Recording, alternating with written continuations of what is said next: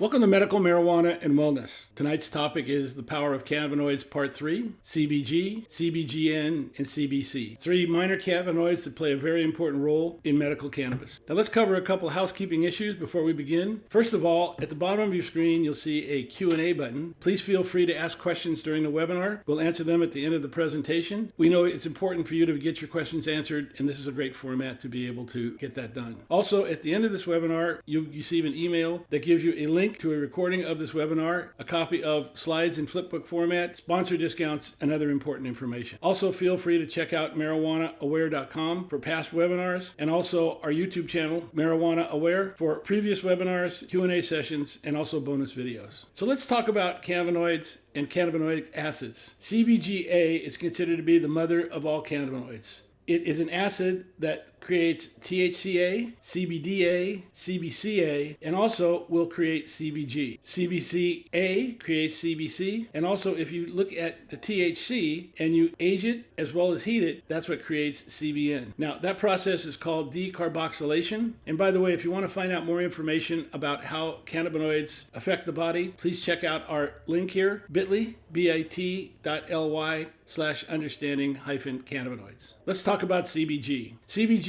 occurs in very low concentrations because being the mother of all cannabinoids, it's morphing and it's being able to create THCA, CBDA, and CBCA. Its potential effects are it's an analgesic, anti-inflammatory, neuroprotectant, and antibacterial. It may help with psoriasis and other skin conditions. It may also help to regulate emotions like antidepressants. It's been shown to promote neurogenesis. It may help to fight colon, rectal, prostate, and oral cancer. It also may help in the recovery of sports injuries.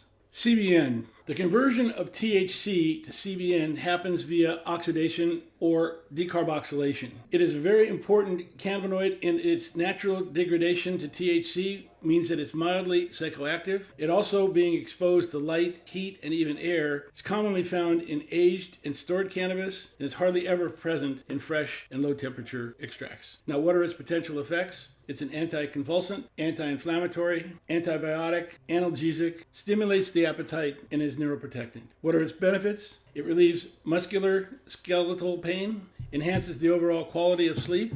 This is something that it's very famous for. It also may delay the onset of neurodegenerative conditions, may lessen symptoms of glaucoma, helps promote bone growth, and also aids in the recovery of sports injuries. Now, something that's very important to point out, if you are smoking, meaning you're going to take this form of cannabis where you're going to actually light up a joint or a blunt, you got to be careful because the higher temperatures are what you're really looking for to be able to create CBN. It's created at 365 degrees as opposed to THC, which is created at 314 degrees. Today's vaporizing devices allow the consumer to dial in specific temperatures above 365 degrees, causing CBN to be created. Now, it should be important to point out that if you're going to take a lighter and you're going to put that up to your blunt, what you're going to do is you're probably going to burn off a lot of the cannabinoids, most of the terpenes, and a lot of the flavonoids. You can check out this process by looking at bit.ly vape temp. We'll give you more information on this particular area. Let's talk about CBC. CBC alone does not produce psychoactive effects, although it can intensify the effects of THC. It does not highly bind to CB1 or CB2, but it does bind to the TRPV receptors to break down the endocannabinoids like A2AG and TRPV. What this does is this helps to regulate your body temperature, as well as pain and also heat sensitivity. What are its potential effects? Anti-inflammatory, analgesic, neuroprotectant, and antibiotic. It also has the benefits of being able to help promote mood and sensitive well-being, promote skin and cellular health, helps to delay in neurodegenerative conditions such as Alzheimer's,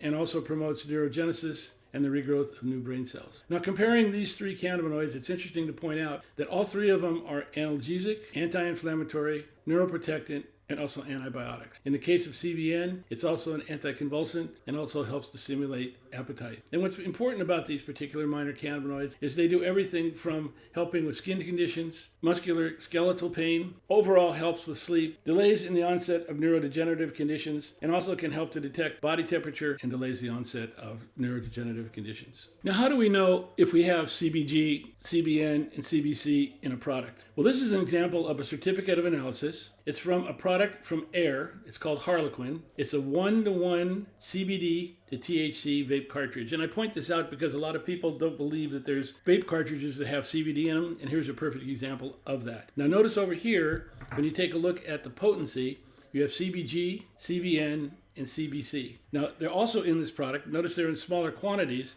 That's because as being minor cannabinoids and ones that are made from the morphing process, they're not in great quantities. They are very powerful and are very potent.